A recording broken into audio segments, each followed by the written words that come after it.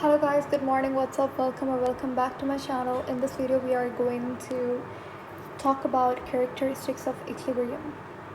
So far we have learned difference between irreversible and reversible chemical reactions. It's just a lot of slip of tongue these days. Anyways, then we talked about what it is like to attain the state of chemical equilibrium. हमें कैसे पता लगेगा कि किस time पे equilibrium state attain हो चुका है। तो हमने यहाँ पे दो कंडीशंस के बारे में बात किया था। First, when the rate of forward reaction and backward reaction would be equal to each other, उस वक्त हमें कंफर्म हो जाएगा कि अच्छा केमिकल इक्विलिब्रियम की स्टेट अटेन हो गई है। ठीक है, कोई भी रिवर्सिबल रिएक्शन है, ठीक है, जिस स्पीड पे रिएक्टेंट कन्वर्ट हो रहा है प्रोडक्ट के अंदर, उसी ही स्पीड पे अगर बैकवर्ड रिएक्शन भी हो रहा है, प्रोडक्ट से रिएक्टेंट बन रहा है सेम स्पीड पे, तो फिर उस रिएक्शन को आप उस स्टेट को जब जैसे ही ये ऐसा कंडीशन हमें अचीव हो गया तो आप अब आप उसे कंसिडर कर सकते हो कि ये केमिकल इक्विलिब्रियम स्टेट है। फर्स्ट कंडीशन ये थी। सेकंड कंडीशन ये थी, यहाँ पे लिखा हुआ है कि कंसंट्रेशन ऑफ रिएक्टेंट और प्रोडक्ट जो है वो कांस्टेंट रहेगा। ठीक है, उन दोनों का जो रेशो है वो कांस्टेंट रहेगा। सेम की बात नहीं हो रही, सेम हो भी सकता है नहीं भी हो सकता, लेकिन कांस्टेंट रेशो रहेगा। ठीक है, जैसे मैंने आपको लास्ट टाइम एग्जांपल दिया था 2:1 है मेरे पास। ठीक है, ये अभी इक्विलिब्रियम के वक्त ये रेशो है रिएक्टेंट का और प्रोडक्ट का। थोड़ी देर बाद अब यहाँ पे रेशो जो है वो 8:4 हो गया, उसके बाद 16:8 हो गया।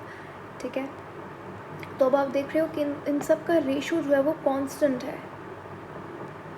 सही है, तो फिर जब ये दो कंडीशंस आपको देखने को मिलती हैं तो उस वक्त केमिकल इक्विलिब्रियम स्टेट अटेन हो जाती है। आज हम इक्विलिब्रियम के कैरेक्टरिस्टिक्स के बारे में बात करेंगे। बहुत इंपॉर्टेंट टॉपिक है। मेजॉरिटी ऑफ द एमसीक्यूज आपको इस टॉपिक से सिर्फ इस पैराग्राफ से देखने को मिल सकता है। इफ़ यू अंडरस्टैंड दिस तो आपको यूनिट ऑफ केसी यानी कि केमिकल इक्विलिब्रियम कांस्टेंट में समझने में बहुत आसानी होगी। आगे हम बात करेंगे केसी के बारे में। खैर, it's a very interesting topic. Equilibrium के बारे में बात करते हैं। सबसे पहले तो देखो, ये एक मैक्रोस्कोपिक प्रॉपर्टी है। जैसे हम लोग पढ़ते हैं रेट ऑफ रिएक्शन के बारे में। ठीक है, केमिकल काइनेटिक्स में आप टॉपिक पढ़ते हो rate of reaction. Rate of reaction बराबर होता है concentration of reactant upon time. वहाँ पे हमने पढ़ा था कि जो रेट ऑफ रिएक्शन होता है वो एक माइक्रोस्कोपिक प्रॉपर्टी है, जबकि दूसरे चैप्टर पे आ जाओ, जैसे कि जब आप बात करते हो थर्मोडायनेमिक्स की, तो उसके अंदर भी आप मैक्रोस्कोपिक प्रॉपर्टीज़ के बारे में बात करते हो, जैसे एंट्रोपी हो गया, एंथैल्पी हो गया। तो उसी तरीके से जो इक्विलिब्रियम है ये भी एक मैक्रोस्कोपिक प्रॉपर्टी है, नॉट माइक्रोस्कोपिक। लेकिन जो आप केमिकल काइनेटिक्स में बात करते हो वो सारी की सारी प्रॉपर्टीज़ क्या होती है, ऑर्डर ऑफ द रिएक्शन की, वो माइक्रोस्कोपिक प्रॉपर्टीज़ होती हैं। तो ये आपको डिस्टिंग्विश करना पता होना चाहिए कि कौन सी मैक्रो है कौन सी माइक्रो। मैक्रो का मतलब क्या होता है, माइक्रोस्कोपिक जितनी भी प्रॉपर्टीज़ होती हैं वो एटॉमिक स्टेट के ऊपर ऑब्जर्व की जाती हैं, जबकि जो मैक्रोस्कोपिक प्रॉपर्टी है वो बल्क में हम लोग उसे देखते हैं। ठीक है, ओवरऑल सिस्टम को देखते हैं कि किस तरीके से ओवरऑल चेंज आ रहा है, वो चेंज जो कि विजिबल है, आपको दिख रहा है। ठीक है, तो इक्विलिब्रियम, केमिकल इक्विलिब्रियम एक मैक्रोस्कोपिक प्रॉपर्टी है। सेकंड, केमिकल इक्विलिब्रियम एक डायनामिक इक्विलिब्रियम होता है। देखो, दो तरीके का इक्विलिब्रियम होता है, एक स्टैटिक और एक डायनामिक। स्टैटिक वो होता है जिसके अंदर कोई चेंज ना आए। डायनामिक कौन सा इक्विलिब्रियम होता है कि जिसके अंदर चेंज तो आ रहा है, continuously things are changing, action हो रहा है, लेकिन ओवरऑल चेंज ज़ीरो होता है। इसका मतलब क्या है, यहाँ पे मैंने एग्जांपल लिया है इसका। समझ लीजिए मेरे पास एक कंटेनर है, उसके अंदर एक होल हुआ हुआ है जहाँ से पानी बाहर आ रहा है। तो एक टैप है जहाँ से पानी कंटिन्यूसली क्या हो रहा है, नीचे की तरफ आ रहा है। अब एक ऐसा पॉइंट ऑफ टाइम आएगा जहाँ पे ये कंटेनर फिल हो गया, लेकिन कंटिन्यूसली पानी बाहर भी तो जा रहा है। बहुत छोटा सा होल है, तो वो जल्दी से नहीं जा रहा, ड्रॉप करके जा रहा है, लेकिन कंटिन्यूसली पानी जो है वो ऊपर से आ भी रहा है। ठीक है, अब एक ऐसा वक्त आएगा जब हमें लगेगा कि अच्छा जो वाटर लेवल है वो कांस्टेंट है, अब पानी बाहर नहीं जा रहा, कुछ भी नहीं हो रहा सिस्टम के अंदर, ना पानी आ रहा है ना जा रहा है। आपको लगेगा अच्छा कंटेनर फिल है तो वो फिल ही है, ऊपर नीचे नहीं हो रहा, लेकिन असल में क्या हो रहा है, हो ही रहा है कि जितना पानी बाहर जा रहा है उतना ही उसी टाइम पे ही पानी अंदर की तरफ भी आ रहा है। लेकिन लगेगा कैसा कि जैसे कांस्टेंट वाटर लेवल है, लेकिन इन रियलिटी हमें पता है कि ये सिर्फ लग रहा है ऐसा है कि जो प्रोसेस है वो रुक गया है, सीज़ हो गया, लेकिन असल में रियलिटी में प्रोसेस कंटिन्यूसली हो रहा है। तो इस तरीके के चेंज को बोलेंगे डायनामिक चेंज, यानी कि ओवरऑल इफ़ेक्ट जो है वो ज़ीरो है, ओवरऑल इफ़ेक्ट ज़ीरो है, लेकिन कांस्टेंट चेंज होगा, कांस्टेंट इफ़ेक्ट होगा, तभी वो ऐसा लग रहा है कि जो है वो कंटिन्यूसली कोई भी एक्शन नहीं हो रहा, स्टेटिक हो गया अब, लेकिन असल में ऐसा नहीं होता। तो इस तरीके के इक्विलिब्रियम को हम कहते हैं डायनामिक इक्विलिब्रियम, जहाँ पे ओवरऑल इफ़ेक्ट ज़ीरो हो लेकिन कंटिन्यूसली कुछ ना कुछ चेंज हो रहा हो सिस्टम के अंदर। उसके बाद जो केमिकल इक्विलिब्रियम स्टेट होता है वो हमेशा ओपन कंटेनर के अंदर ही हो, नहीं कभी भी ओपन कंटेनर में नहीं होगा, हमेशा क्लोज कंटेनर आपको चाहिए रिवर्सिबल रिएक्शन के लिए। अब ऐसा क्यों होता है मैंने आपको एक्सप्लेन किया था ये ऑलरेडी। जैसे समझ लीजिए ये एक रिवर्सिबल रिएक्शन है, ठीक है। आयोडीन को जब आप रिएक्ट करवाते हो हाइड्रोजन के साथ तो बनता है क्या, हाइड्रोजन आयोडाइड। अब यहाँ पे इस रिएक्शन के अंदर मैं इस रिएक्शन को करवा रही हूँ एक ओपन कंटेनर के अंदर। मैंने आयोडीन लिया और हाइड्रोजन लिया, दोनों को रिएक्ट करवाया, बना हाइड्रोजन आयोडाइड। क्योंकि रिवर्सिबल रिएक्शन है तो अब ये प्रोडक्ट बना है जो ये कन्वर्ट होगा किसके अंदर, रिएक्टेंट के अंदर, ठीक है। अब ये दोबारा से बनाएगा आयोडीन और हाइड्रोजन। अब हाइड्रोजन जो है हमें पता है क्या है, गैस है, तो क्या गैस क्या हो जाएगी, लिबरेट हो जाएगी, क्योंकि ओपन कंटेनर है। अब जब गैस लिबरेट होगी तो बताओ पीछे आयोडीन किसके साथ रिएक्ट करेगा।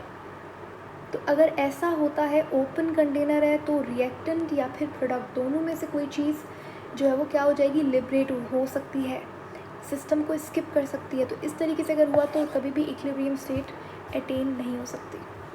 तो इसीलिए यहाँ पे मेंशन है कि इक्विलिब्रियम हमेशा क्लोज कंटेनर के अंदर ही अटेन किया जा सकता है। उसके बाद ये इम्पोर्टेंट पॉइंट है बहुत, कि मैंने अभी लास्ट वीडियो के अंदर भी एक्सप्लेन किया था कि केमिकल इक्विलिब्रियम अटेन करने के लिए, अचीव करने के लिए दो कंडीशंस का होना इंपॉर्टेंट है। एक तो जब रेट ऑफ फॉरवर्ड रिएक्शन और बैकवर्ड रिएक्शन सेम हो तब समझ लेना कि इक्विलिब्रियम स्टेट अटेन हो चुकी है। दूसरा ये कि हमेशा दोनों का रेशो क्या होगा, कांस्टेंट होगा, कि जितना इक्विलिब्रियम अटेन होने के बाद रिएक्टेंट प्रोडक्ट का रेशो कांस्टेंट होगा। नहीं समझ आई ये पॉइंट्स आपको तो आप लास्ट वीडियो के अंदर देख सकते हो, व्हाट इज़ केमिकल इक्विलिब्रियम वाले सेशन के अंदर हमने ये देखा था। खैर अगर तो ये दो कंडीशंस सेटिस्फाई हो जाती हैं, समझ लीजिएगा केमिकल इक्विलिब्रियम अटेन हो गई है। उनमें से एक कंडीशन क्या है कि रेट ऑफ फॉरवर्ड और बैकवर्ड रिएक्शन क्या होगी, इक्वल होगी। यहाँ पे मैंने कंसंट्रेशन की बात नहीं की, रेट की बात होगी। रेट यानी कि स्पीड, जिस स्पीड पे फॉरवर्ड रिएक्शन हो रहा है उसी स्पीड पे बैकवर्ड भी होगा। तब जब ये दोनों इक्वल हो जाएंगे रेट, तभी केमिकल इक्विलिब्रियम की स्टेट अटेन होगी।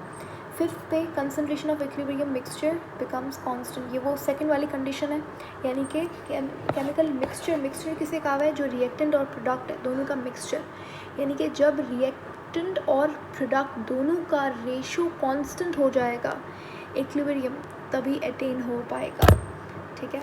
उसके बाद कैन बी यानी कि आप इक्विलिब्रियम स्टेट को किसी भी साइड से अचीव कर सकते हो। कभी यहाँ पे देखो, ये मैंने रिएक्शन अभी मेंशन किया था, हाइड्रोजन आयोडाइड बन आ रहा है। इसी रिएक्शन को जब आप उल्टा करके इस तरीके से लिखो तो ये सेम ही है। केमिकल इक्विलिब्रियम आप इस साइड से भी कर सकते हो, इस साइड से भी अटेन कर सकते हो। उसके बाद चेंज, ये कंडीशन भी मैंने आपको एक्सप्लेन किया था कि कभी भी आप रिवर्सिबल रिएक्शन की बात करते हो तो हमेशा रिवर्सिबल रिएक्शन के अंदर फॉरवर्ड और बैकवर्ड रिएक्शन साइमल्टेनियसली होगा, सेम कंडीशन होनी चाहिए। सेम कंडीशन यानी जैसे कि उसका प्रेशर, उसका volume, concentration of reactant and product, temperature, ये सारी चीज़ें क्या होनी चाहिए, सेम होनी चाहिए, तभी ही इक्विलिब्रियम स्टेट मेंटेन होगी। अगर तो आप जैसे फॉर एग्जांपल आप प्रेशर चेंज कर देते हो, अगर प्रेशर चेंज होगा तो इक्विलिब्रियम स्टेट क्या हो जाएगी, डिस्टर्ब हो जाएगी, ठीक है। उसी तरीके से अगर आप कंसंट्रेशन चेंज कर देते हो और ज़्यादा रिएक्टेंट डाल देते हो सिस्टम के अंदर तो दोबारा से इक्विलिब्रियम स्टेट क्या हो जाएगी, डिस्टर्ब हो जाएगी। लास्ट बट नॉट लीस्ट यहाँ पे लिखा हुआ है catalyst does not effect equilibrium state, यानी कि कैटलिस्ट जो होता है, जो कि रेट ऑफ रिएक्शन को बढ़ाता है, वो इक्विलिब्रियम स्टेट को इफेक्ट नहीं करेगा, यानी कि कैटलिस्ट की वजह से इक्विलिब्रियम स्टेट जो है वो डिस्टर्ब नहीं होगी। लेकिन कैटलिस्ट का एक अच्छा काम ये है कि वो बस इक्विलिब्रियम स्टेट को जल्दी से अचीव करवा देगा, फास्ट हम लोग इक्विलिब्रियम स्टेट अटेन कर सकते हैं। तो ये थे इंपॉर्टेंट कैरेक्टरिस्टिक्स ऑफ इक्विलिब्रियम। आगे हम बात करेंगे केसी यानी कि इक्विलिब्रियम कांस्टेंट के बारे में। Until then, take care.